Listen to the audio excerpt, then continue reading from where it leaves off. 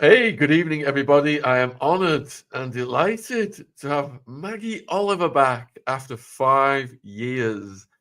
Many of you saw the 2.5 hour podcast we did with Maggie and Wildman, and how Maggie just spoke at length, so moving about her entire career and the culmination of that, whereby, you know, what she was doing was rocking too many boats. She wasn't playing ball with the establishment attitude whereby these kids just meant nothing. And one of the quotes that Maggie said in that original interview was that a senior officer said, "Why do you care about these girls? They should have been drowned at birth." When I heard that again, my head almost exploded. So, viewers, if you've got questions for Maggie, get them ready, put them in the chat.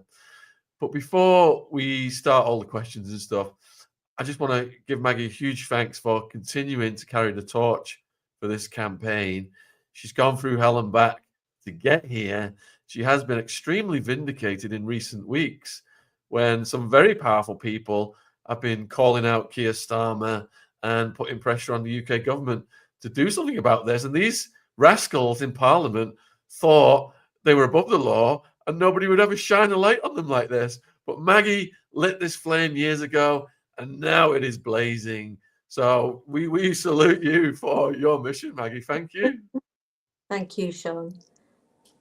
And all of Maggie's links as well, the foundation, all of the socials, if you want to support her work, donate, volunteer, or just follow or ask questions, they're all down there in the description box. So all the moderators are ready in the chat there in the blue. And let's go then. All right, no, Maggie, so much has happened then since we last spoke. And bear in mind, some people might watch this who are not familiar with your work.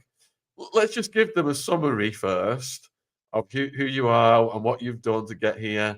And then we'll get into everything that's happened. Gosh, how long have you got? I guess in God, that's when you get to my age, Sean. There's a lot to say. But go for it. Yeah, I think a run through, a brief run through, would be that I got married in my 20s. I had 4 children. My husband was my soulmate. I was at home as a full-time mum for a few years, and then I went back to do a full-time degree at 37. And then at the ripe old age of 42, I joined the police.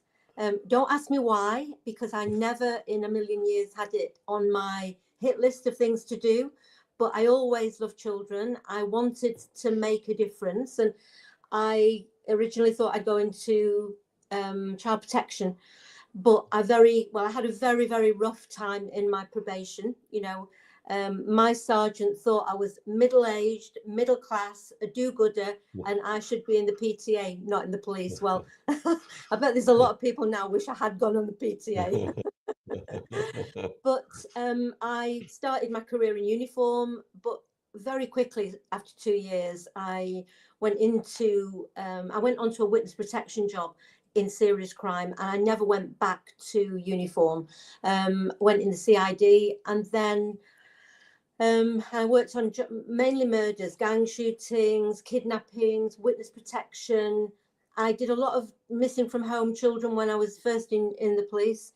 But then in 2004, I was asked to join a job that became known as Operation Augusta. And that was my first introduction to what is now, the gangs. Do you want me to call it GG? Yeah, the GGs or the G gangs, yeah. To the G gangs. And I was completely and utterly horrified by what I saw. But and I worked on that job for about a year and a half. And we had at that point about 100 paedophiles that were predominantly Pakistani Muslim men that we knew were raping children on a daily basis. We had what I knew then 35 children that we knew were being abused, and they were all living in children's homes on that job. My husband was terminally ill. This was 2005, and I went off work in the last couple of months to look after him. And when he died and I came back to work, that whole job had been buried. Not one of the men charged with the serious offences that they were guilty of.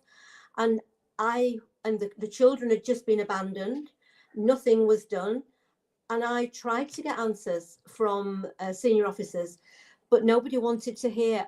But back then, Sean, I really couldn't believe what I was seeing. I was so naive. I was in a really bad way. You know, I'd got 4 kids, 2 at school. My husband had died. And I went back into my own job. I didn't have a single piece of paper to back up what I was saying.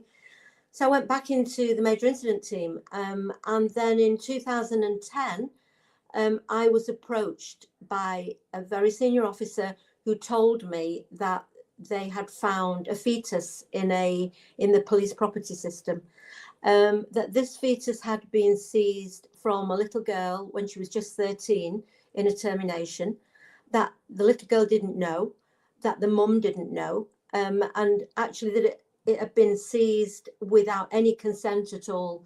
In addition to that, her sister had been locked up at the age of 15 and accused of being some sort of madam. Now, that family would not let a police officer through the door. And I was asked whether I could gain the trust of the family, get the consent so that we could use the fetus to establish DNA, and who was responsible for getting this. Well, she was 12 when they started to rape her, but 13 when she became pregnant. Get her consent to use the DNA, and also assure her sister that she should never have been arrested, and please could they both tell us what had happened. Initially, I said no, but then I decided that if anybody could bring these kids on board, I knew that I could. So I agreed to go on that job, and those 2 children could not have done more to help to prosecute all of their abusers. And I was given cast iron guarantees that there would not be a repeat of Augusta. And yet, 8 months later, suddenly there's a change of mood. And I am told that they're no longer going to use, I'll call her Amber, because Ruby and Amber had some of their story told in the drama 3 Girls that I worked on for 4 years. But I was told that Amber was no longer going to be used as a victim, but Ruby was. I walked off that job horrified at what I was seeing, again, a repeat of Augusta. I found out then that Ruby's rapist was not going to be charged with that offence. And subsequently, he was charged with much lesser offences, and he was out of prison in less than 4 years. Amber was basically dumped, and nobody spoke to her until just before the trial, when the barrister realised that the evidence that she'd given to me in all her interviews was critical to the trial progressing. But anybody who knows the criminal justice system will know that in the UK, you can only introduce evidence into a court if you are either the defendant or you are a witness who can be questioned by the defence. By this time, it was too late to bring Amber in as a witness, as a victim. And so as a tactical option, and I quote, they decided to secretly add her on the indictment, but not tell her, not arrest her, not caution her, not give her any legal representation. And they portrayed her in the trial, even though she didn't know it, as this older woman who was grooming and abusing children. She was never convicted, but then after the trial, to justify what they'd done, they then tried to pretend that she was a paedophile and take her children away from her. So I found out about that, Sean, and after 18 months of going to everybody, you know, from the head of serious crime to the head of public protection to the chief constable, the Home Office, the IoPC, the Children's Commissioner, nobody wanted to know. And so basically I resigned. I was threatened with prison, that, you know, if you speak out, you will go to prison because this is confidential. Nobody should know this. And I had never been in that position. But at the end of the day, I think I said on the podcast that all I have is my conscience. And I knew that what I had seen was one of the most wicked things I had ever witnessed. And I decided, whatever the consequences, I was going to tell the truth. I was going to make the country aware. But more than that, or as much as that, I was going to fight for these girls to get some justice. So I went public. It kind of exploded. That was in 2013. It's never left me. And I have been on this treadmill now for the past 12 years. In 2022, the new chief constable, which was after we spoke actually, Sean, but I managed to get the new chief constable to publicly acknowledge that that case had been borderline incompetent. All Amber's abuse was formally recorded with her as a victim. He apologised to Ruby, and the official inquiries, one in 2020 into Augusta and one in 2024, last year, into Rochdale, corroborated everything I had said as being completely and utterly truthful. But I lost everything. I lost my career and my income, my home. I lost my mental health. Actually, I ended up in a little apartment with a lodger, living on, next to nothing. But I wish I'd never had to do what I did, but I would still do the same today, Sean, because it was the right thing to do. And it's been a difficult journey, and it still is difficult sometimes, because now there are people that will attack me or accuse me of doing things I haven't done, and I can't just come out and say it as it is. I've got to be respectful of other people. But I do believe that using my voice has brought awareness, and it's put pressure on the authorities, who, for me, I want to see senior police officers, senior social workers charged with gross criminal neglect. I want to see them in front of a criminal court, and I want to see them in prison for having failed in their duty to protect generations of children, and lie about that as well and cover it up. So I guess that's a whistle-stop tour through. I mean, people can read my book, but that stops at 2019, at which point I started my own charity, Sean, the Maggie Oliver Foundation. And in the last 5 years, we've now fought for and supported well over 4,000 victims and survivors who basically have nowhere to go. So I feel that I'm an expert in this field. I still have to take flack from people. I mean, you heard the Prime Minister, last week saying, all these right-wing extremists who are jumping on a bandwagon. Well, I'm no right-wing extremist, and nor are the victims and survivors who have been fighting to be heard for decades, actually. So I guess that's kind of a summary, really. Is that a good run through?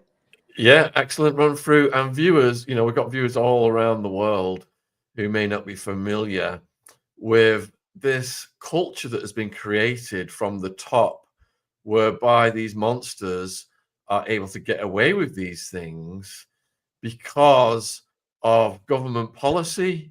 Now, Elon Musk, etc., has been calling this stuff out. But just to give viewers around the world an example of the way these politicians who have enabled this culture to be created, I'm just going to put a video on the screen, show it to Maggie after we play it, and we'll get Maggie's thoughts.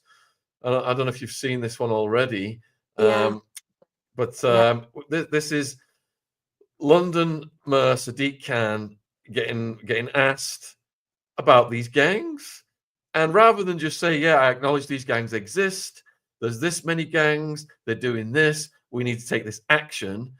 This is the idiotic doublespeak going round in circles given to prevent any progress in this area that really needs progress at all. So I'm going to play it now, and the viewers, you can see yourselves what we're dealing with here in this country.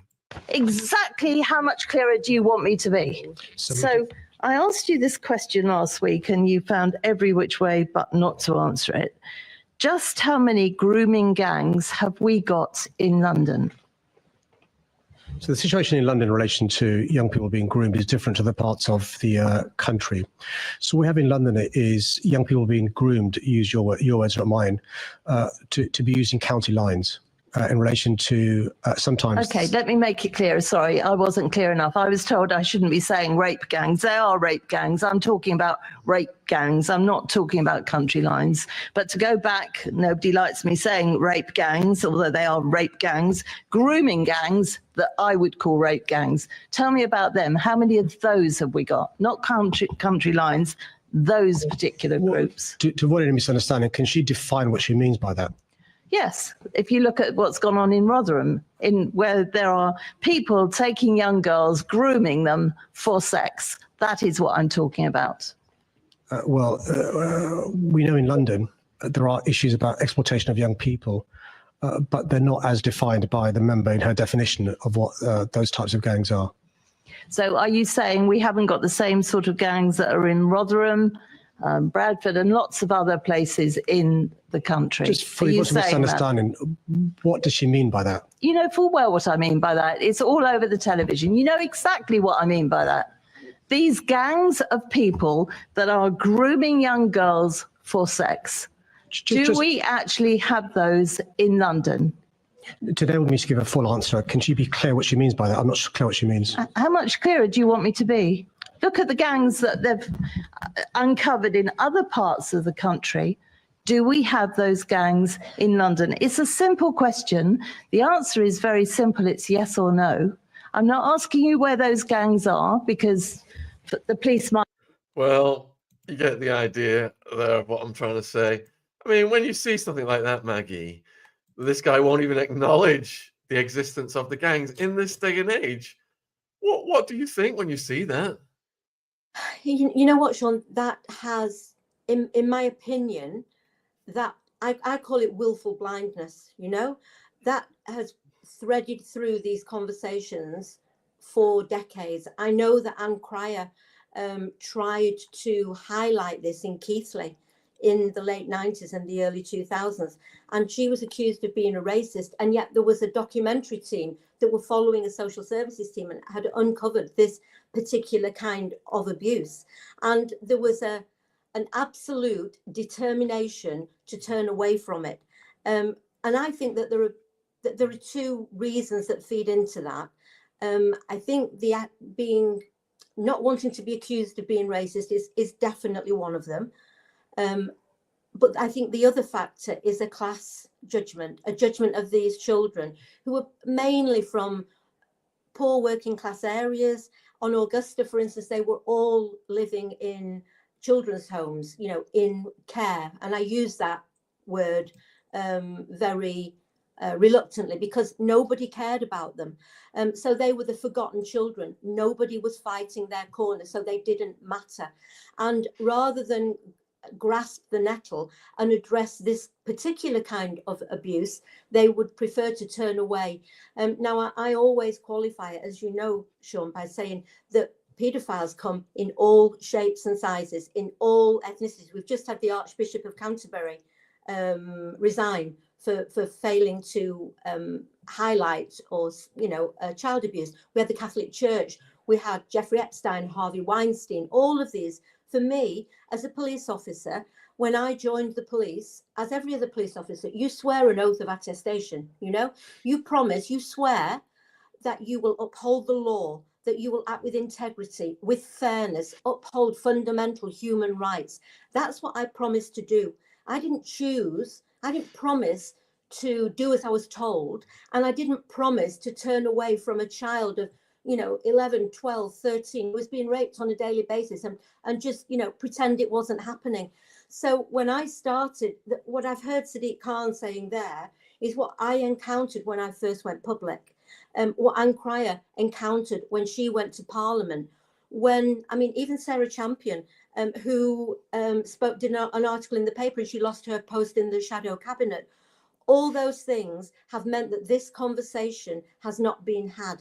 So I remember the first time when I went public, the chief constable, in, vilifying me after the documentary, was given a right of reply. And he said that I was this woman who had been bereaved. I'd become too emotionally involved. He didn't for one moment acknowledge what I had been to him to tell him about, which now is recognised as incompetent. He blamed me, just as all the children have been blamed. And the conversations that I had in the interviews, I would be asked to talk about the Asian grooming gangs. Sorry, Sean, but I will. No, you're fine. Keep going. Keep going. And I would always stop them and say, they're actually not Asian. I don't see Japanese or Chinese or Thai people in these, abusing in this way. They are predominantly Pakistani Muslim men. I've seen some, Afghanistani possibly, but for me, the link is that they are from a very similar cultural background. And I think without having the conversations, we are never going to understand why it happens. And the other thing that I've been very, very vocal about over the last few weeks, and have been for a few years, is that up until today, even now, the police do not record the ethnicity, the occupation, the background, the absolute detail, the bare minimal details of all abusers and all of victims. Because without those statistics, people will say, like Sadiq Khan or other officials, well, the data doesn't show that. But we need the data. And if it shows that, this is not a problem, well, at least the data will be there. Every other crime, they have the detail recorded. If it's a burglary or if it's a robbery, you record the detail as a police officer. But this, and I highlighted this to the Home Office in 2013. We are 12 years further on now. I've been through, numerous inquiries, including the National Abuse Inquiry, and there is still a determination to try to muddy the waters and not address the real issues in this. And the losers always are the children, Sean. Yeah, I mean, that was just a slap in the face to the public, what he said. That, in this day and age, when this is one of the most talked about things in the world, when Elon Musk was tweeting it every day, they all know what it is. That's like him saying, I don't know what the LA fires are. Can you define that for me, please? And then you give a definition. And he says, well, I'm not quite sure that's... And just round and round and round. I mean, maybe 10, 20 years ago, he could have got away with saying things like that. But how on earth can he get away with saying... Does he just think the public are completely stupid that they're going to listen to him and believe that he's actually being honest? I think the difference, Sean, now is that the public are no longer stupid. I think there is a real awareness throughout the country, and I'm not a party political person. It's the whole shebang. Conservatives, Labour, Conservative were in government for years, throughout most of my time speaking out about this, and they did nothing about it. Labour are now in. They've been in 6-7 months. They have tried, even up to last week, to pretend that it doesn't happen and accuse those who are speaking about it of being far-right extremists. And furthermore, Keir Starmer, who is now our Prime Minister, unfortunately, he was the Director of Public Prosecutions when I worked on the Rochdale case.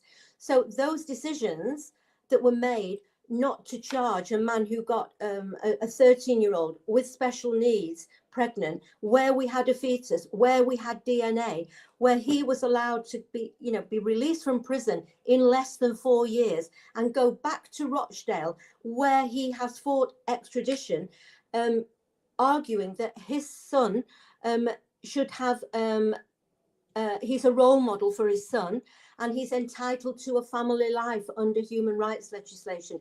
Well, I'm sorry, I disagree on every level. When you do something like this, and it wasn't just to one little girl, it was to many. When you do something like this, I'm sorry, your human rights go back of the queue. And if you want a family life, take your children back to the place where you've come. You should not be allowed to have millions in legal aid when the little girl who he got pregnant didn't even know he was out of prison. She went into the local supermarket. Unbeknown to her, he's back in Rochdale. She walked round the end of an aisle and came face to face with the man who got her pregnant when she was 13 and had a complete and utter meltdown. Nobody had told her. Nobody had given her a say in where he was going. Our whole system, and I know we're talking about this particular kind of abuse, but Sean, our whole criminal justice system is broken.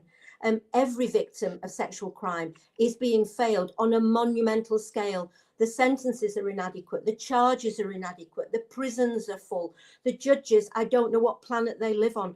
So, you know, you can hear my voice getting more and more angry. And that's because I have met many of these victims and I have sat in rooms with them. And now in my charity, we support them through emotional support. Some of them 40, 50, 60, 70 years old who are still carrying that pain and that trauma, and mostly not caused obviously by the abuse, but massively magnified and by the lack of care and the lack of punishment for their abusers and for being blamed by the agencies that are meant to protect them. That's what causes the main trauma for these victims. And I would, you know, anybody who's listening to you, if they feel that they need emotional support, please self-refer to our foundation via our website. We have got an incredible team. I've got 30 volunteer ambassadors. 70% are themselves survivors of all kinds of sexual abuse. So within the family, you know, within sport, professional abuse, this kind of abuse. But every victim who is being failed by our protective agencies is damaged at least as much by that as they are by the crime itself. And that's what breaks my heart, because we should not be turning away from these children. So Maggie, would you say then that since we spoke to you and did the podcast 5 years ago, that things have remained in place to allow this to flourish by the government? Yes, I mean, I know that, you know, the government will always say these are historical crimes. They're not historical. And because of the work I do in my charity, I know they're not historical. They're going on today. I think what I would say, Sean, is that you know, grooming it's a process where a vulnerable child is targeted and identified because they are vulnerable. The predators spot that easily and they befriend them. They give them maybe a little trinket. They might get them a pizza. They might take them for a ride in a fancy car. Then the boyfriend wants payback time. So this child is out of the depth, and before they know where they're at, they're being passed around a room of 20 men, and they're using drink to mask the pain. It often will lead into a very, very dark place from which some never escape. But what I would say is that back in the Augusta days, the children that were in the children's home, they would walk out the gates and there'd be these men parked in a car across the road from the gates of the children's home. And everybody knew what was happening. The care home staff, the social workers, the police, nobody wanted to do anything. Now, I'm not saying that doesn't still go on, because it does.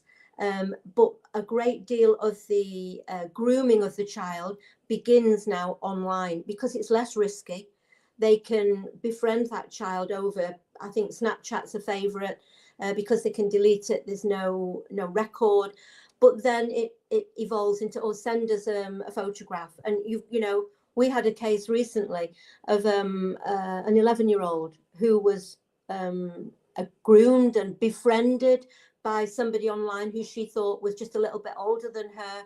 She was coerced into sending a photograph. Then she was being blackmailed that this photograph will be sent to her family and all her school friends. And she was on the verge of meeting him for fear of those threats being carried out. Fortunately, her dad, it was a granddad actually, heard the phone beeping and took the phone off her at night. And he saw all these messages and he called the police. But do you know what, Sean? The police walked into that house and walked up to that little 11-year-old girl who was terrified. Bear in mind, her granddad and her dad had seen very inappropriate photographs of her. She was completely mortified. And the police officer said to the dad, "We don't want to speak to you. We want to speak to your daughter." And they went straight up to this little girl and said, "Right, you know why we're here. Are you aware that you've committed criminal acts by sending those photographs on your phone? But if you remove them, delete them from your phone, delete your computer, we will say no more about it." So the dad threw them out. And that little girl, her dad came to the foundation and we fought her corner. And when we finally managed to get them to take notice of that case, there were, I think it was 36 men in a grooming gang that were behind that one man sending messages. So the grooming and the child abuse is still going on and it destroys lives. But the methods of drawing the children in, there are other methods now, because back in 2005, we didn't have smartphones. We couldn't take photographs on them. Things have evolved and they are very difficult crimes to prosecute. I am not saying otherwise, but for me, we need care of every victim. And your listeners might be surprised to know that in the UK, that only 2 in every reported 100 rapes ever reaches trial. That's 98 that don't. And that's 98 children or victims who have nobody to help them recover from the horrendous trauma that they've experienced. So I'm fighting not only to get the recommendations of the National Abuse Inquiry implemented, which don't go far enough, but they should at least be implemented, plus the recording of all ethnicity of every offender of any sexual crime, plus care for victims and survivors. We care for them, but we're a tiny national charity that doesn't take a penny from the state. And I deliberately chose that because I never want to feel that by speaking the truth, the authorities are going to withdraw funding and then the 4 members of staff that I have will lose their job. So I made a decision right at the beginning of starting my charity that we would be funded by the public. And if we didn't have enough money to continue, then so be it. I would rather we weren't here than compromise the truth in any way. And it's been a very difficult ride, and it still is. And the higher your profile goes, there are some people who thrive on causing trouble, and it's really hard to ignore it, but it goes with the territory. And I had to grow a thick skin when I thought I'd go to prison back in 2012 and 13, 11 and 12. And I guess it's still painful and it's still upsetting, but it had to be done.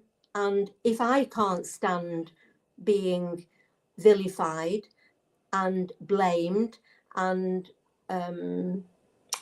called names, what chance do these kids have? So I kind of just have to, buckle down and try not to.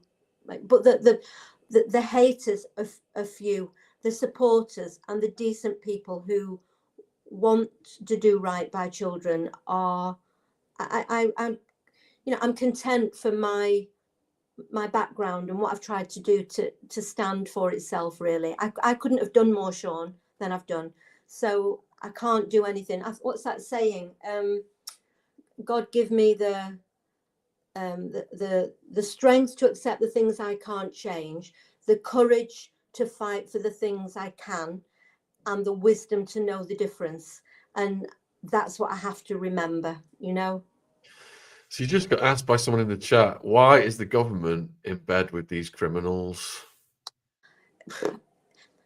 I wish I had a penny for every time I had asked myself that question, because I honestly do not know. I didn't understand from day one. I could not understand when I came back to work after my husband died, how Operation Augusta, where we had all the evidence and we knew what was going on and we knew who the children were, how on earth could that major investigation have been closed down without a single serious charge? I could not get my head around it then. It never made any sense to me. And I ask myself the same questions now, and I look at people who have jumped on the bandwagon these last few weeks, those who I've spoken to many politicians. I've spoken to, Suella Braverman. I met Rishi Sunak. I met Priti Patel. I've met Jess Phillips. I've not met her. I've spoken to her. I've met Sarah Champion. Now, even amongst those when they've tried to do good, the system, the establishment has tried to shut them down. And therein lies the problem. There are not many people who will choose to throw their life away like I did. But I think I said on the podcast with you, Sean, I remember sitting at home in a really, really bad way. And I'd ended up, I'd gone back to work, but I'd ended up unconscious at work and couldn't make sense of what I was seeing. And sitting at home on my own in my little apartment, having given up my family home I'd been in for 30 years, thinking, what does the future hold? And on the telly came the Hillsborough families. And there were 30, I think it was 30 families. No, there were, all the families of the Hillsborough victims had been vilified for 30 years. And they'd fought for 30 years to clear the names of their loved ones, that they hadn't been guilty of rioting and they hadn't been yobs. There'd been bad decisions made by senior police that had allowed a rampage and the gates had all, it was policing mistakes.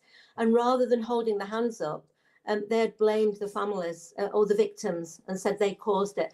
And I looked at that and it was kind of a light bulb moment when I thought, I've got 4 children and I've tried to bring them up to do the right thing, to stand up for what they believe in and whatever that costs. And I didn't want my kids to turn the telly on, maybe in 30 years when I wasn't here, and hear about this Rochdale case and the Augusta case and know that I'd worked on those cases and say, well, why did my mum not say anything? And so in the end, I really had no choice. The person that I am, I could not have lived with myself if I'd not. I didn't think this would haunt me and follow me like it has. 4 years on the drama 3 Girls as the program consultant, starting my own charity, and I never planned that. And I wish I hadn't been put in that position to have to go down that road. But some things I think are just meant to be, and maybe this was why I was put on this earth in the end. I don't know. That's sometimes what I think. All right. So in summary then, I think you've just said that the police don't like to be proven wrong. They double down and that perpetuates a certain culture. But would you also say that this is flourishing because not only that, what you've just responded to, but also that intersects with the predators weaponizing racial sensitivity? I think that's, I think that there has been a lot of tiptoeing around the racial elements of this crime. I think maybe what we're having now in 2025 is the conversation that maybe was had around the abuse in the Catholic Church maybe 30 years ago.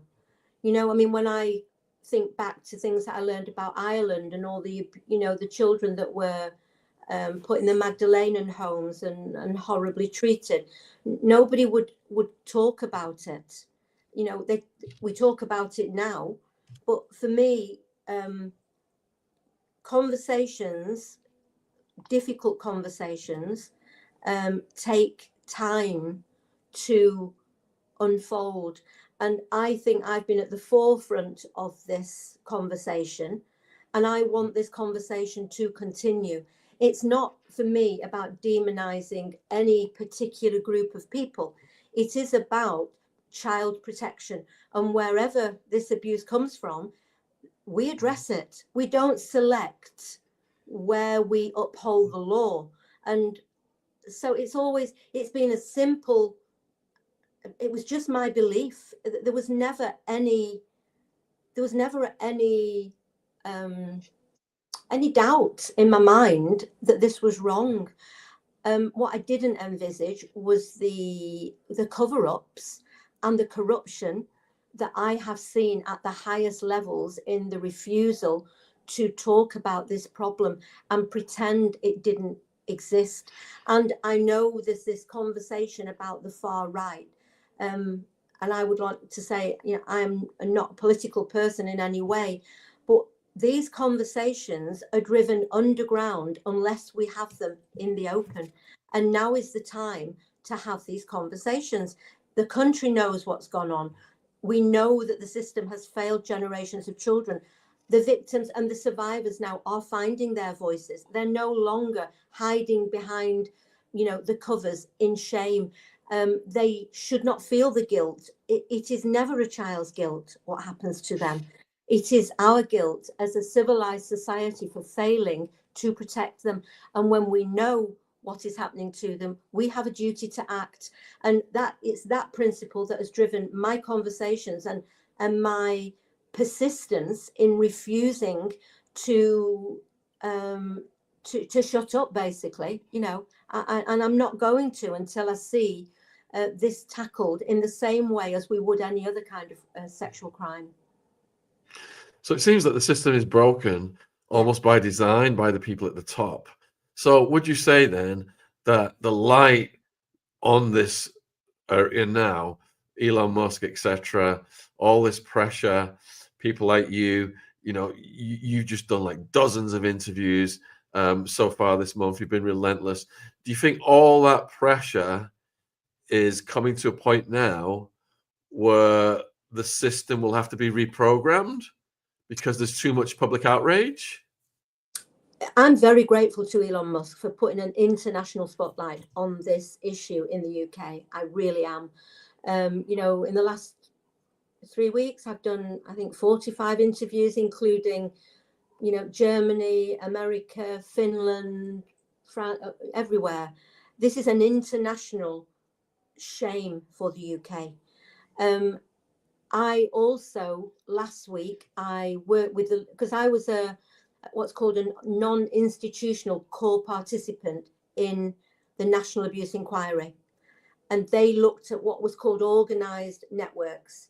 There were a few of us.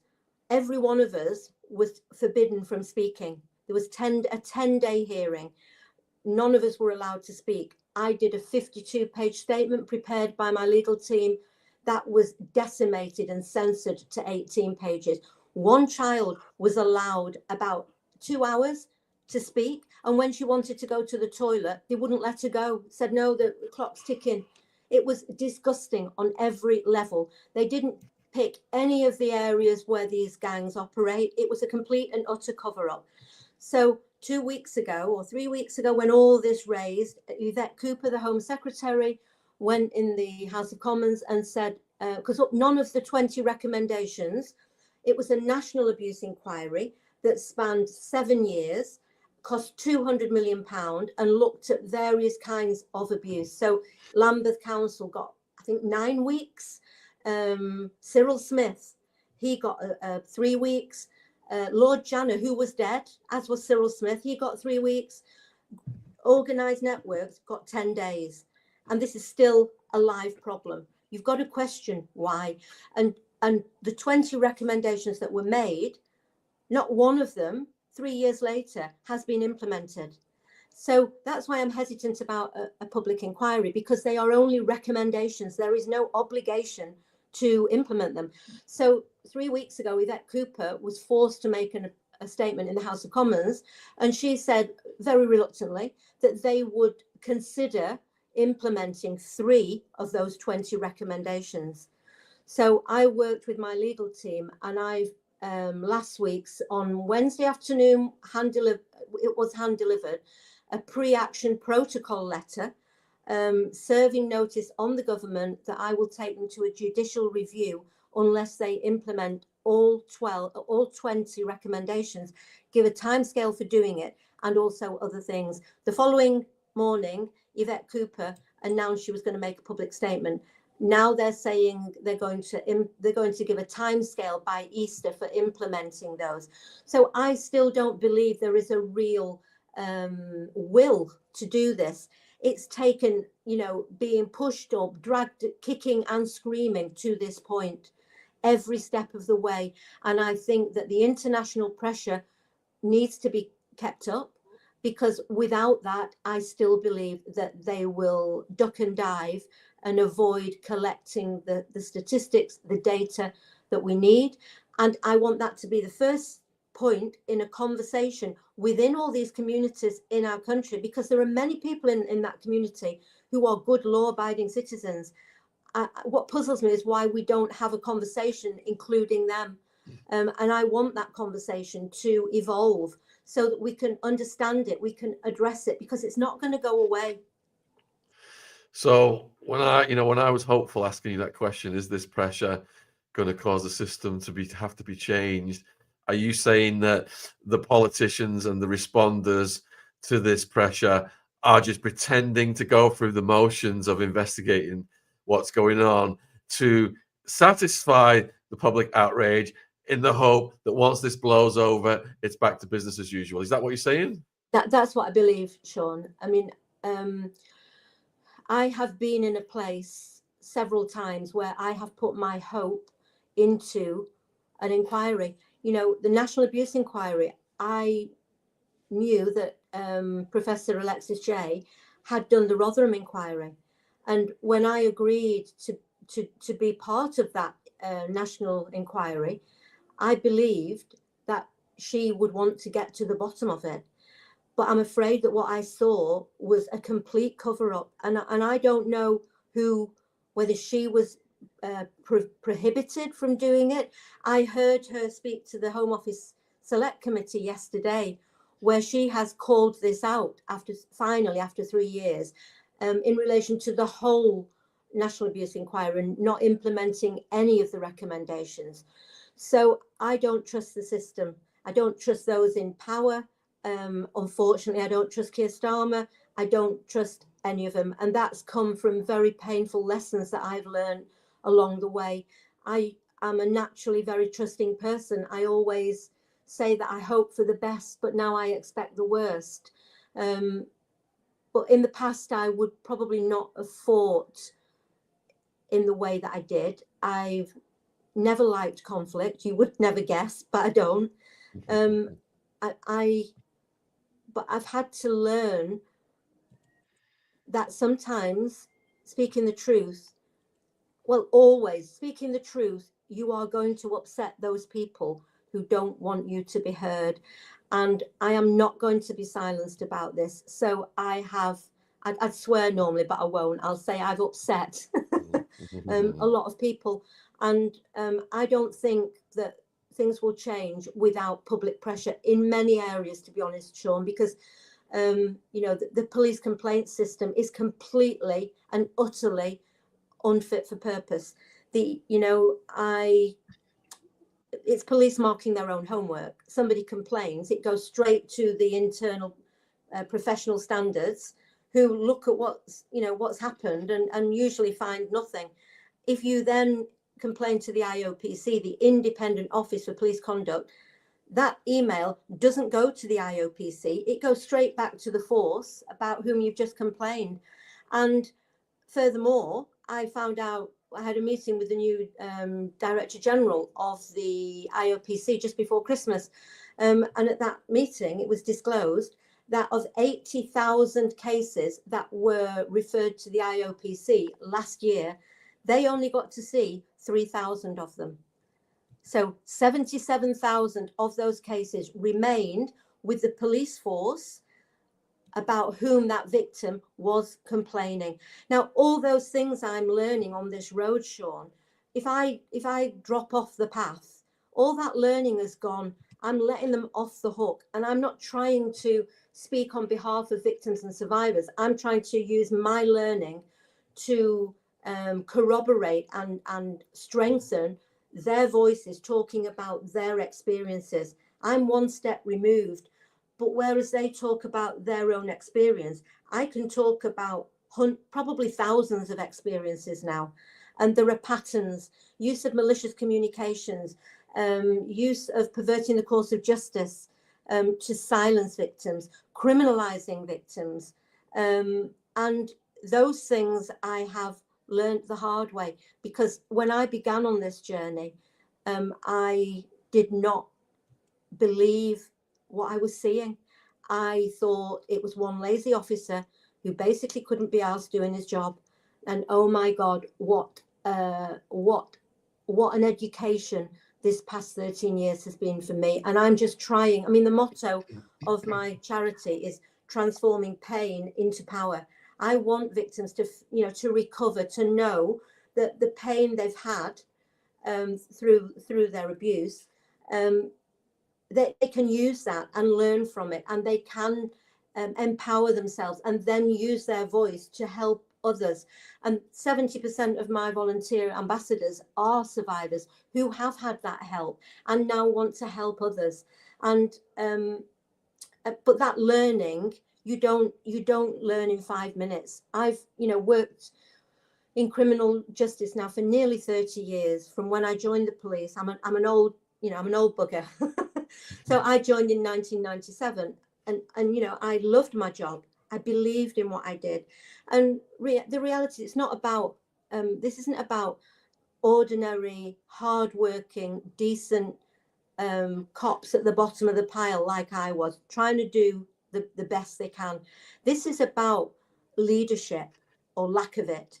It's about prioritizing resources into the areas that they think are convenient or easy, and avoiding the ones that they would rather not deal with. It's about learning about a system that there is nowhere to go and complain. If you're a whistleblower like I was, if I hadn't resigned, I know full well I would have ended up being papered for something. I would have been stuck in a dead-end job, and they would have got rid of me on some trumped-up charge that they would have proved, because it would have been an internal process intended to discredit me. And I have seen this so many times. I have spoken to police officers and actually to other public servants who have been in the same place. So all my learning now, I am sharing it.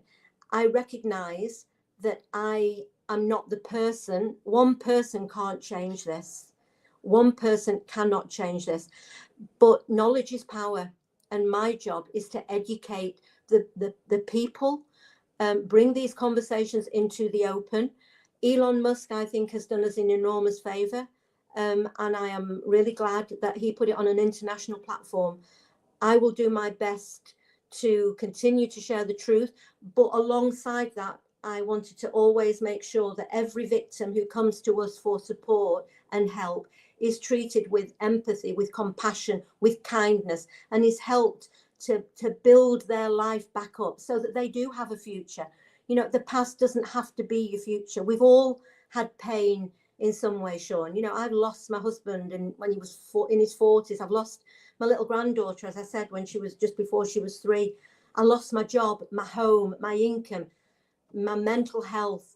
But I've used all that to try and rebuild and put all that learning to good use, and that in itself helps you to recover and build you stronger. And so I guess that's what I'm really, this is part of my recovery. So Maggie, Lorraine is asking whether you think there will be a Trump-Musk knock-on effect with the UK politicians, perhaps through Farage?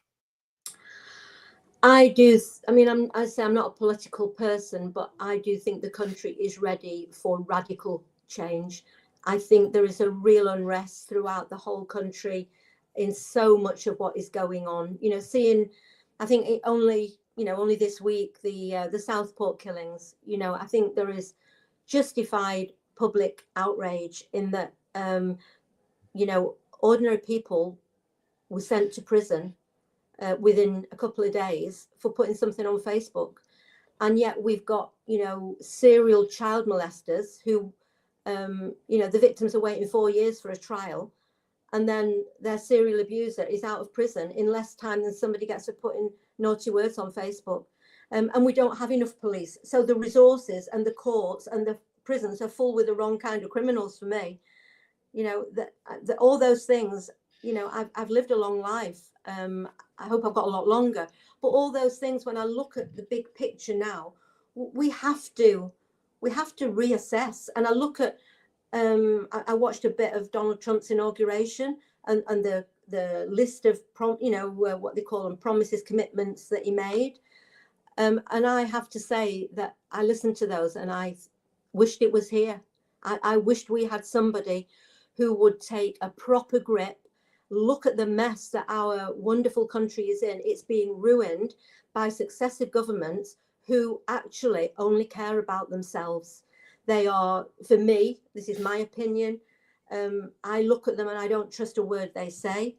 You know, I guess that's another conversation, but I think you've got a flavour of what I think. Absolutely, it's corrupt to the core. So you've had stacks of questions come in. So Kim wants to know, can you tell us how the young ladies are doing today, especially the young lady that they wanted to charge as a perpetrator as well? Well, you know what? I actually that's Amber, who she was, you know, portrayed in the film Three Girls, in the drama Three Girls. She is in a very good place. I was actually speaking to her 2 days ago. They are like my own kids. You know, they've grown up and their kids have grown up with my 2 little grandsons. So we often go out together. She's been, even though the authorities tried to say she was an unfit mother and take her children away from her based on the lies that she was a child abuser, which has now been overturned, obviously. But she is a great little mum. She has got an awful lot on her plate. With 2 of her children are you know, hard work, let's say. But she is just leading a normal life. But what happened to her has impacted her horrendously forever, actually, because the way she was talked about in court, and then that was reported in the papers as she was given this horrendous title of the honey monster, and she was hiding behind the curtains and wouldn't go out, was terrified somebody would identify her. It was inhumane, and actually it was Amber. It was because of Amber, really, that I resigned. I could not look myself in the face knowing that she had put her trust in me with no reason, no gain for herself. She already had a baby. She put 8 months of her life on the line, and then the police and Crown Prosecution Service trampled all over her, and even then tried to destroy her when the trial was over, to cover their own backs, actually. And when she gave birth to her second child, just before I resigned from the police, they tried to say that they had a court order to prevent her from taking that baby home. And they tagged that baby in hospital. They kept them both, I would say, unlawfully imprisoned for 3 days until the midwife, the matron, asked for the court papers, and there weren't any. So I have seen things that I believe are wicked beyond belief. And some of those most wicked things have come from people who should be in positions of power, of trust. So I always give people the benefit of the doubt now. I don't just believe what I'm told from the authorities. And that's what my charity does. We listen, we advocate, and we will fight for those victims to have a fair crack of the whip. It doesn't always lead to charges, but that's really, that's not what the important thing is for a victim. That's the icing on the cake. Being treated kindly and with compassion and believed. And if an officer like me, if I was dealing with an offence and I didn't know, I would never say that this would definitely reach court. I would say I will do my best, but if the evidence isn't there, I'm not doing you any favors pretending it will go further. I'm just putting you through, 2, 3, 4 years of uncertainty and anxiety. So I think, but to answer your question, she's a good little mum. She is happy as Larry in a house with her other half, who is the father of all three kids, who she's been with since I first met her. And I will have her best interests at heart and have her back, probably for the rest of my life, actually, when she needs me. Good. So my partner Jen has sent a question in. Thank you for coming on, Maggie. You're an inspiration. How many of your peers have lost their jobs fighting the good fight? I don't have the numbers. I only actually know of a couple. I do know of numerous police officers now who come to me because they either don't have anywhere to go. To actually resign is a very, very big step. I am aware of quite a number who have, as I've said, been disciplined for daring to challenge those at the top. And then they often become the target. Rattling cages doesn't make you many friends. And it is a big step to take. And it's a scary step. So, it shouldn't be that difficult, but unfortunately it is. So a lot of the viewers have suggested we get Raja Mia on. I don't know if I'm pronouncing it right. But Sue's asking, Maggie, do you know, are you familiar with Raja and the investigative work he has done on the gangs, especially the Rotherham gangs? Yeah, it's not the Rotherham, it's the Rochdale, actually. I don't know him. I do know of him. I've never met him, but I do know that, sorry, it's not Rochdale, it's Oldham. It's not Rochdale or Rotherham, it's Oldham. So, I don't know him personally. I just know of him. All right, you got a question here from Rods. Should all these police officers and social workers who were complicit have their pensions removed and be placed on the offenders list and stopped from working with children and vulnerable adults for life? I would like to see criminal prosecutions. I mean, on the Augusta job that I've just spoken about, and I think I mentioned it on the podcast. No, I won't have mentioned it on the podcast because in January 2020, the independent review into that case published, and there were five senior officers named. The official findings of that review, which I was very centrally involved with, was that GMP deliberately and knowingly closed that job down because they would not put resources in. That meeting, the meeting where that decision was made, there were those 5 officers in that meeting. They were referred to the IoPC as a result of that, which is the Independent Office for Police Conduct. All 5 of them refused to be interviewed, and the IoPC have no powers to demand them to attend. The minutes of the meeting where that decision was made had quite conveniently gone missing. So all 5 officers walked away with a full pension, kind of walked into the sunset forever. They're the things that I want to see changing. I want accountability. If we can prove that with a live job like Augusta, where we had 100 abusers, and it turns out now in excess of 70 children that had been named, they closed that job down. For me, that is a misconduct in a public office. It is gross criminal neglect. It goes against everything a police officer promises to do. And if one of them won't speak out and say who made that decision, for me, I would bring in a joint enterprise, throw the book at all 5 of them. That's what I would do, because without some kind of accountability, we won't see the changes that we need. All right, you've got a question here from Seb. What kind of pressure did they put you under to not investigate and get these things covered up? Well, as I say, I was just treated as the troublemaker. The chief constable wouldn't agree to speak to me or meet me. I went to a lawyer. The Federation supported me initially, and then they withdrew funding. they would. So I was completely on my own. I'd never been through a process like this before, and the threats to go to prison, that I would go to prison, were actually terrifying. You know, there I am. How old was I then? 55, 50, 57, something like that. And I know that what I was doing was confidential, but I felt I had a bigger duty to expose what I saw was going on.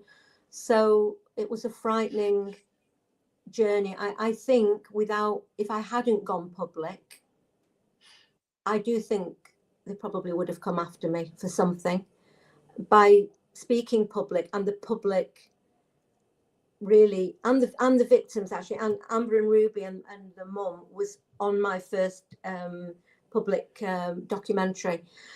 So in order to call me a liar and do something in regard to me, they would have had to attack that family as well. And I think because the cat was already out of the bag, it's damage limitation, I guess. It would have made it worse, possibly. You got a question here from Toyota F. What do you do for self-care, Maggie? Do you have a strategy to detach from the depravity of your work? I don't think I do enough. And this last few weeks has been horrendously stressful in many ways. I do want more of my life back. And if I'd known 5 years ago how much work was involved in setting up a charity, maybe I would have thought twice. But I do have a great team, and I'm hoping with the money that we've been donated over the past 3 weeks that I can bring in maybe 2 new. We do phenomenal work, but we've only got 3 full-time members of staff and 2 part-time. I'm heavily involved in everything, but I'm hoping now we can maybe bring in maybe 2 more members of staff to share the load. You might be interested, you might be shocked to hear that, I don't even have a PA. So these last few weeks, I'm, managing my WhatsApps, my messages, my emails. I'm speaking to journalists. I'm doing interviews, and I can't keep on at the pace that has been necessary recently. So I do think I need to do more to look after myself. And my kids keep saying, you say that every year, Mum, but I am. You got a question from Deb, and that is, what is the one thing you would advise a young person to keep them safe, and what would you advise parents? For me, I think that the danger comes when a child goes to secondary school. That there's a heightened danger at that point, because suddenly from being protected in a primary school where mums pick them up or somebody picks them up, they go into a much bigger environment with kids often going up to 16 and 18. So for me, opening up the conversations, we all think that our children are, we're protecting them. But with the internet now, with phones, with mobiles, they know these things from phones. Even if you've got guards on your child's phone, there's other kids in the school that don't have them. So for me, it's having those difficult conversations with your children, explaining the dangers. I actually would say possibly sit down when they're, at least 12 and anyway, 11, 12, 13, maybe watch 3 Girls, maybe get a pizza, and, they can then explore questions without a parent feeling they're talking about something that might have happened to them. It might have happened to them, but they can talk about it through a third person. So I think that's probably one of the best things you can do. Ensure that your child, and also prepare them for the risks out there, the things that we all do anyway. Don't get in a strange car, but talking for me is the best thing you can do. Right, you got a question from Will, and it is, what's the best way to peacefully protest against this injustice? Would it be at the local level, local council meetings, or nationally at Westminster? I don't know. It's the honest truth. I think, you know, I think I'd say to people who are interested in this, maybe follow my Twitter, MaggieOliverUK, or LinkedIn, share those posts, become involved in sharing the message. And I'm not sure that there's a lot of notice taken. I think public pressure in whatever way. I mean, your MP, you can go to them. I think bringing this onto an international stage has really upped the ante. But I've been banging on this door for, you know, many years now, and I do think we've had some change. I definitely think there is full awareness now, but change is slow, and we just have to keep chipping away, really. All right, it's because of the weaponization of racial sensitivities. I'm going to have to give a disclaimer before this next question that I ask you. People who've been with this channel for a long time know we have exposed these monsters from all races and all cultures, whether it's Catholic priests. I've written books about Epstein. I've written a book called Elite Predators. You know, the highest echelons of society, royal family members, etc. We have talked about Diddy and that culture. So Epstein was Jewish. So Yeah. the racial thing is not a component for us. It's the act. What they are doing is the act, and whatever race they're from, we're going to report on it, and we're going to expose these monsters. So this question is from Smile Be Happy. Would these gang members have stopped much earlier with proper judicial consequences if they were white football hooligans instead of who the actual demographics are? I think if the authorities hadn't tiptoed around this particular kind of child abuse for so long, I think it would have been addressed 20 years ago. I think it's been ignored, buried under the carpet because it was an uncomfortable truth, and that's prevented the conversations, and people have, you know, it's been allowed to become more sophisticated. I would agree with that comment there. Predators are everywhere. But we don't tiptoe around Epstein, for instance, do we? Or Weinstein, or I want to understand why.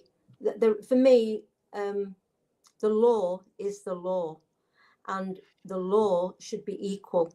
And if we have evidence that any man of 50, 60, 70 is raping a 12-year-old child, I would throw the book at them, and I would lock them away for a long, long time, not a slap on the wrist, you know. And a man who's got a 13-year-old, he'd been abusing her from 12, got her pregnant at 13.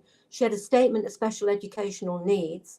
He was only charged with conspiracy to commit sexual activity with a child. And we had a fetus and DNA. What more do you want? So for me, that is unforgivable. And that is not what the law says. We shouldn't have so much variation and so much subjective decision making. It needs to be equal. So that the ethnicity and the race has threaded through this conversation, but it shouldn't even be a part of the conversation. If it had been addressed in the way it should have been, it would just be another form of child abuse. Question from Angela. Can I ask about culture? We know if the horrific case is highlighted and the way in which they were carried out, but what about other young girls who go out drinking young and then these things happen to them? Does it require education? Yeah, I think we do. We need education. That is what I'm saying about, you know, I know that not all children are in a family where they will have these conversations. So I think it's a societal responsibility, really, within the schools, you know, within the home. We have to prepare young children for the dangers before they are faced with them, actually, so that they can spot the dangers before they're drawn in. All right, so Barrow, Do you know of any similar help for the elderly abused, like you have at your own foundation? Absolutely. I mean, we help any adult survivor of any kind of sexual abuse. So we had a lady, we've had a few actually, but I remember one lady who came to us about 2 years ago, and she was 72, and she had been abused as a young teenager, and she had never spoken to anybody, not even a husband, about it all her life.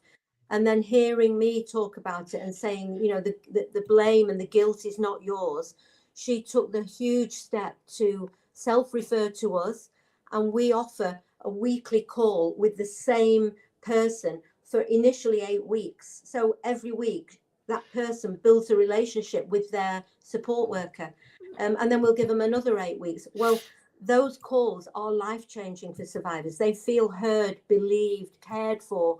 They don't keep repeating the same little bit every night, every week. Say they ring Samaritans, they get somebody different every week on the Samaritans. And I'm not saying that's not needed as well, but we build up a relationship, confidential, but it doesn't matter what age as you know a survivor is. This trauma stays with somebody for life, but we can help in moving through that. I'm just going to go over to X and see if there's any. I know a few comments come in there. Okay, here we go. Let's have a look. Let's see. Do you foresee reform? We've already covered that one, reform in the UK. Right, let me go back to the YouTube questions because we've still got a lot. The most common question, actually, Maggie, is what can people do to help you with this? I guess follow on my socials, share the posts, maybe donate if you can. You know, we have some people like donate £5 a week or a month, or you know, every little counts. We want to grow our team. If you think you might want to volunteer, you can go on our website, and there's a place there to volunteer to go on our support lines. If you've got specific skills in other areas that you think might be useful, we've got quite a stringent application. You know, 2 interviews, and then you get you go through a training, and but we're a great group. We're like a family. We've got a whole mix of people in our team. So maybe if you wanted to do a fundraiser or a community event, or if you're having, we've got our annual fundraising ball in May. The tickets for those will be going up soon. So all those sorts of things, really. Spread the word. Pete's wondering, where are the young girls who go missing? How long's a piece of string, really? I mean, when I was in the police, they would often go missing on a Friday night, not come back till a Sunday night. You know, I worked in Manchester, so they would be taken all over the country. Or Piccadilly Gardens but often they would. The thing is, they were so vulnerable because they were craving on Augusta. They were craving some affection, somebody to give them a hug, somebody to take them for a pizza. And abusers will seek out that vulnerability.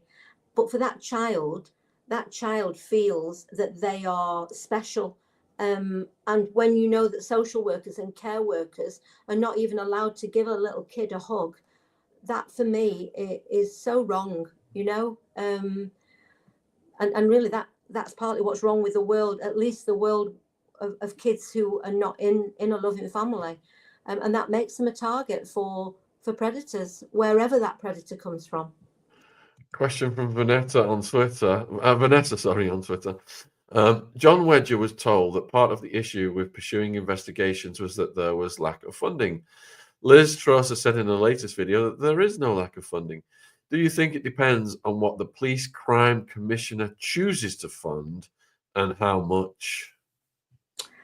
There is definitely a problem with funding the police and the IoPC. There is a massive lack of expertise now in the police because experienced officers have retired.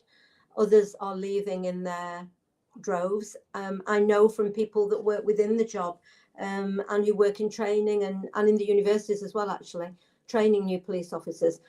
There are many that go in for 2, 3, 4 years, just so it goes on the CV, but they don't become career detectives.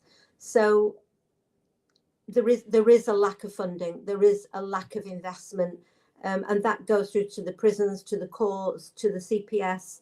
It's all being starved of funds, and I'm not saying it's just that's causing the problem, but for me, unless the chief constables are shouting this out, the government are never going to put the resources in that we need for a criminal justice system that is fit for purpose.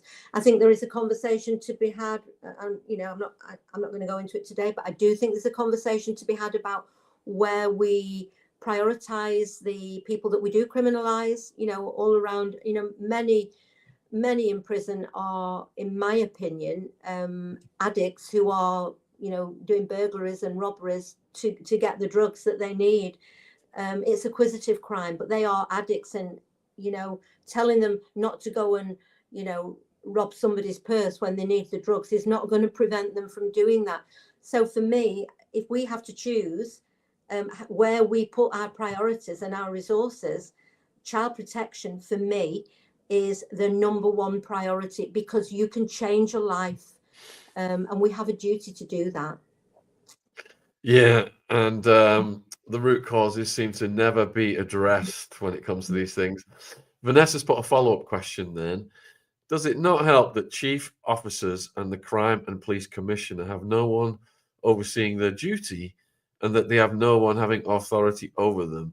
Can we not introduce a new act to change that? Apparently, politicians currently don't have a say over the police. It's not, now chief constables are very much political pawns, really. The government do have a say in policing, and I think that's where a lot of our problems lie, to be honest. I think I've lost my thread there. So what was the question, Sean? It's gone out of my head. So the gist of it is about crime and police commissioners having no one overseeing them, and Yeah. do we need to introduce a new act to change that? We absolutely do need accountability at the top. In GMP, Andy Burnham is the police and crime commissioner, and the previous chief constable to this one, he wasn't actually sacked, but he was pretty much required to resign. But the police and crime commissioner has actually absolutely no powers to demand anything from the police. All he can do is sack a chief constable. Because the independent investigations I was involved in Manchester, the previous chief constable refused to hand over the documentation to the independent review team. And the Andy Burnham had no powers to force them to. That's where a lot of the problems lie, that power is in the hands of those who have got a vested interest in not sharing the truth. We need transparency and honesty and accountability.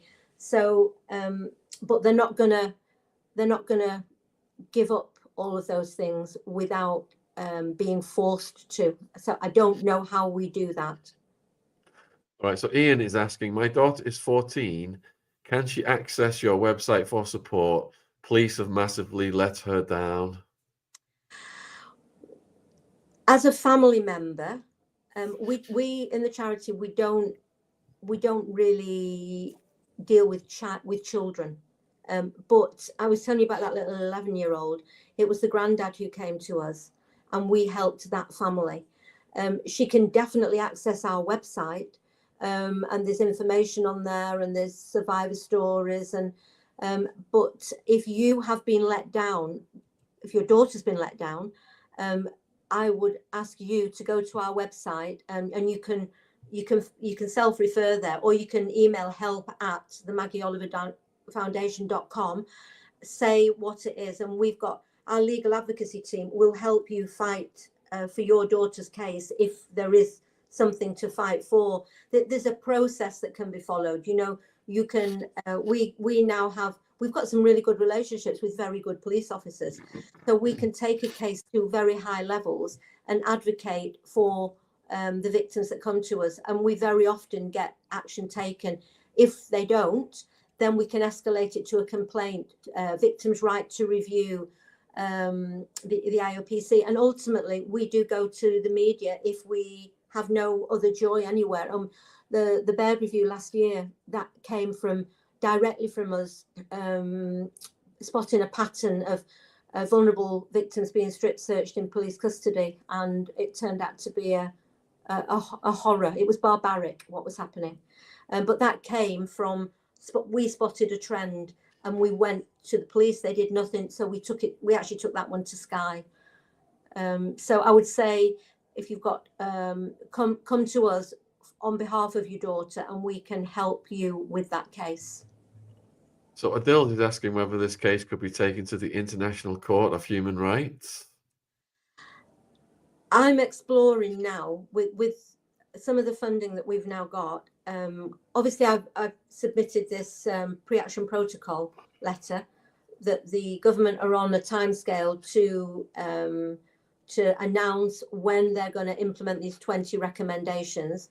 And if they don't, then it goes to a judicial review. But on the other side of it, I think that we need to find a way of holding those at the top accountable. So that's one of the areas, but it's really complex.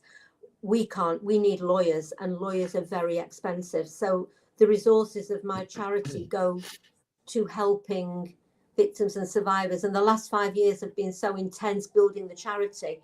Once we now get that more running more with more hands on deck, they're the kind of things that we want to do more of. And the viewers want to do more of supporting you. So I'm putting the link to the foundation in the live chat. All of Maggie's links are in the description box, socials, etc. Maggie, you've been very generous with your time. We really appreciate that. We've done 90 minutes speaking to the viewers here this evening. This has been fantastic. You've got through all of the questions. Is there anything you'd like to say to the viewers in conclusion? Just thank you for the support that I feel. Sean, thank you to you too. And it actually does really, really help when I know that, you know, when I've upset a lot of people, it's really good to know that other people, ordinary, decent people, are on the same page. And that kind of gives me the strength to keep fighting the good fight, I guess. And we salute your bravery in doing so. And, you know, after everything you've been through, and the reason that you're getting all this flack is because you're over the target, and, you know, you're doing such, you've got good energy on your side against these dark forces. That's the bottom line here. Well, I'll let you get go. I'm going to close the show. I'll let you go and get some rest. You must be exhausted, all these interviews. Yeah. But you know, just keep us posted. If there's anything we can do at this end, just please let us know, Maggie. Thank you. Thank you, Sean. And thank you everybody for listening. Thank you. Oh, cheers. Good night. Take care. Bye. Bye. Bye. Bye. What a phenomenal guest, folks. And if you've just tuned in to the live and you didn't see what came before this, we had a 2.5 hour pre-recorded podcast with Maggie that was banned 5 years ago, but she just lays the whole story down back then in great detail, her whole career trajectory. It's extremely moving, and this video, when it ends, will take you over to it. I'll put the link in the description box as well. And we had a few ex-cop interviews with wild men that we did years ago that were banned from YouTube for one reason or another. One of them had us all in tears at the very end. It was a 5-hour one. But put a 1 in the chat if you want me to get these banned videos with ex-cops re-uploaded. We just have to we have to mute a few words out to bring them back to life. Put a 1 in the chat if you'd like us to get the rest of these ex-cops videos re-uploaded. Oh, thanks, Nikki. You were with us back then. Yes. All right. I will endeavor to do that then. And we've got loads of more content coming out over the week. And we hope to see some of you tomorrow. Actually, it's Tommy Scoville His show is tomorrow night from 9 p.m. till 11, updating us on the Diddy and stuff. But yeah, Maggie's an amazing person. Re-listening to the Wild Man Maggie podcast, it brought tears to my eyes. Some of the things she went through, and the cops saying these girls don't deserve your attention. They should have been drowned at birth. I mean, how disgusting is that? But yeah, let's hope that these scummos in charge of the politics, they fall like dominoes, just like we saw them fall like dominoes in America. And there's executive orders come in and everything changes over here on this side of the pond. Let's hope it spreads, folks. I'm praying for it. Have a good night, everybody. We're part of a movement here that's about to see some serious changes in this country as well, not just America. So let's keep